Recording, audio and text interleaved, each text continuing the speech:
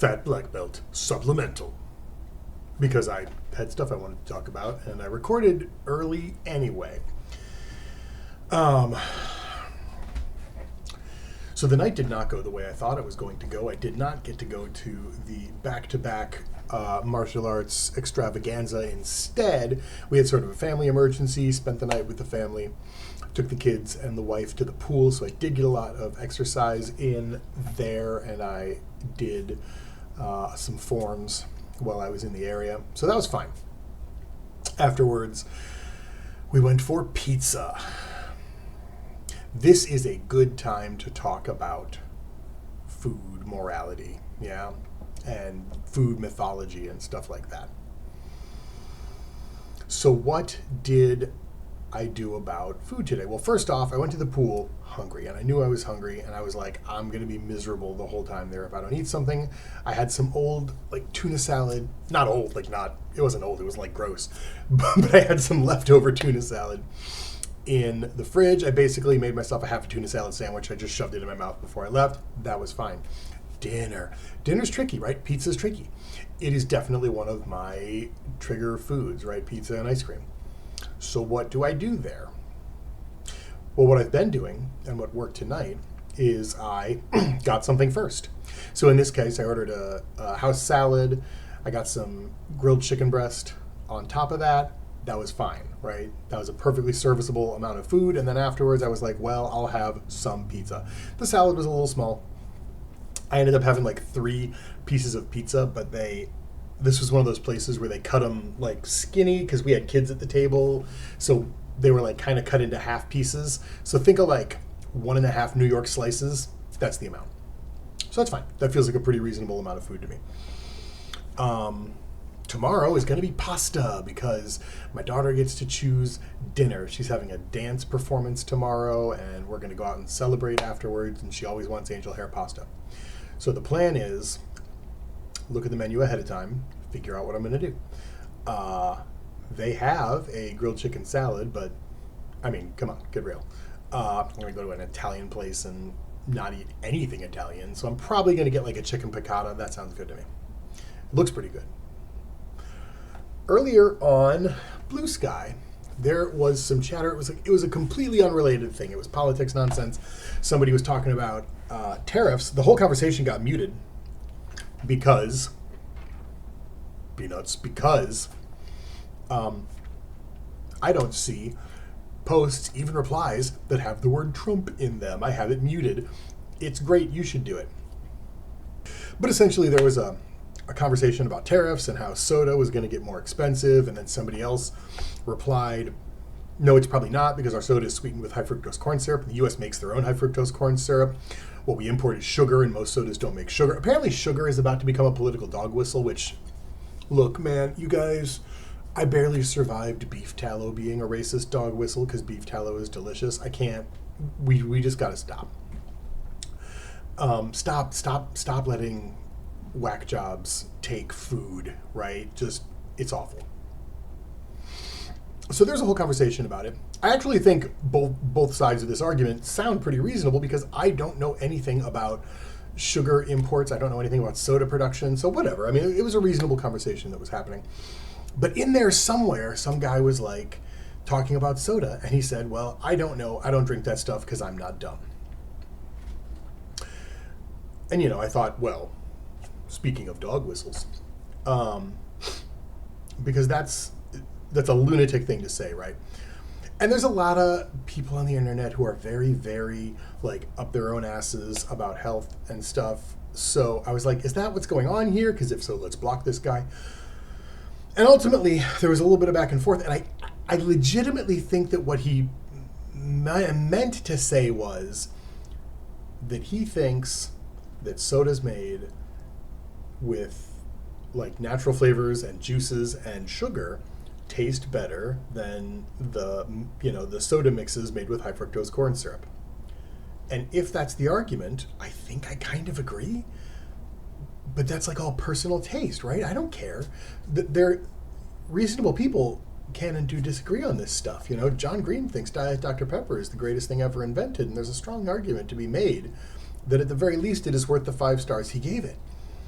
But what I want to focus on is this: the the insurmountable gulf of meaning between drinking soda is dumb and I prefer sodas made with sugar and fruit juices. Those aren't even close, right? It's not even close. So let's talk a little bit about food, right? And you know this. I don't have to tell you this, whoever you are.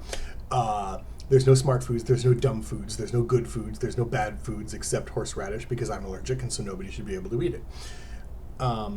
There are foods that can be good or bad or smart or dumb for you, me, in certain situations. You know, I am currently trying to shed fat from my body.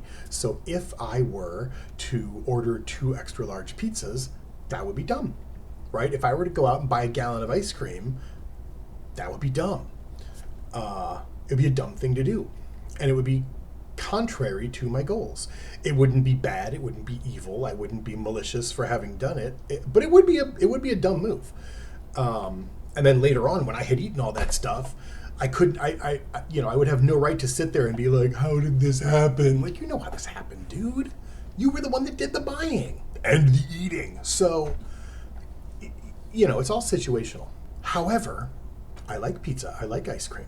So what do I do in that situation? Because I don't want to never have those things again. Well, I do what I've been doing, I keep Yasso bars in the freezer. I keep the Ninja Creamy on alert. And if I am having a craving for that stuff, sometimes even if I'm not, just to ward off cravings for that stuff, I'll just have one of those. Like a Yasso bar is 150 calories. It's nothing, right? That's a perfectly reasonable thing to do at the end of the day. And clearly it is working. If I order pizza for the family, I just order less pizza than I would have ordinarily ordered.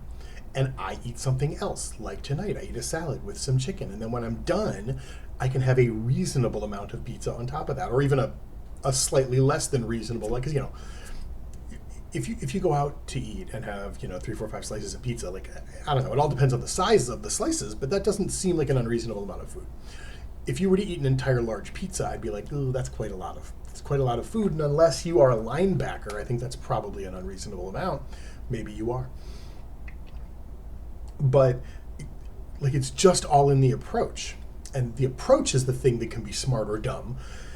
And I guess an approach could be good or bad, but it's just, I'm not going to say I'll never talk about bad foods or cheating on diets, but you almost never catch me using those phrases because they just don't work, they don't help, they're not handy.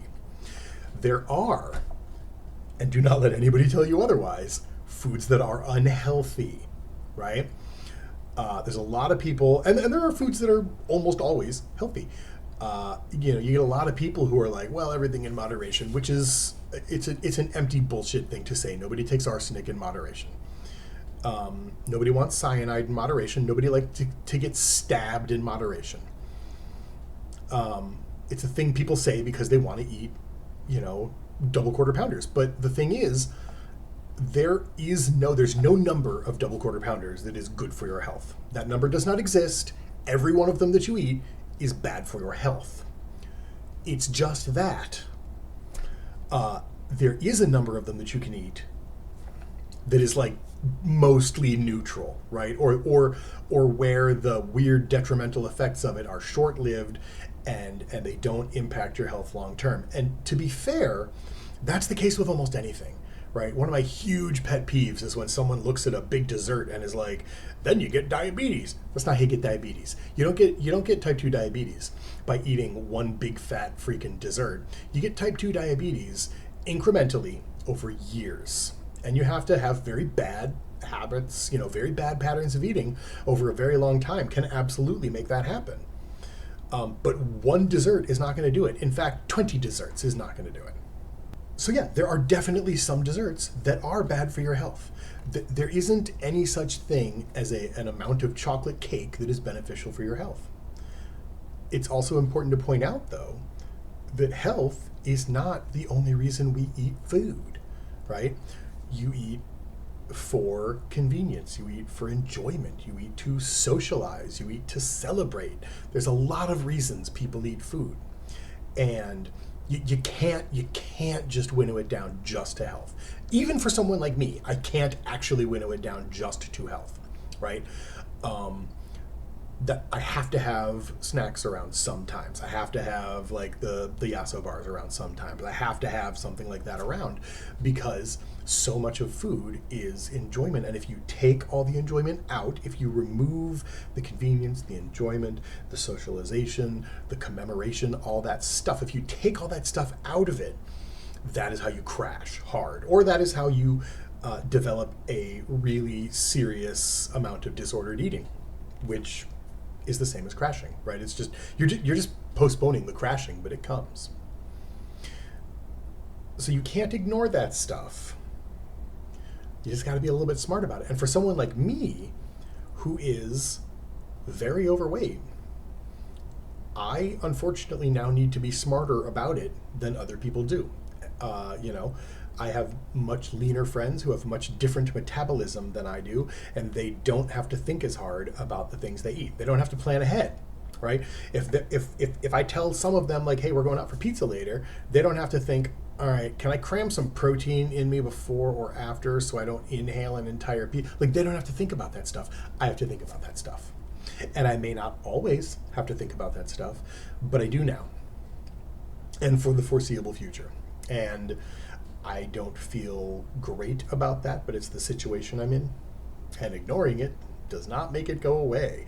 Ignoring things does not make them go away. It's weird. I know it's weird. It seems wrong, doesn't it? It seems wrong and unfair, and I don't like it, but it's the situation we're in. Anyway, I just wanted to throw that out there because it was a conversation that was being had online, because my night did not go the way I predicted, and I like to keep these logs honest, so there we are. Though I had a slice of ham, too. I ate a slice of ham while packing my daughter's lunch because I had an extra slice of ham. I don't think I need to get fiddly enough with this particular journal that you guys care if I ate a slice of ham. It popped into my head. All right. I'm going to do some writing, see if I can't plow through the next chapter of this thing, and then I'm going to prep for bed because tomorrow is going to be a long day with a lot of watching dance in the sweltering sun. So, catch you later.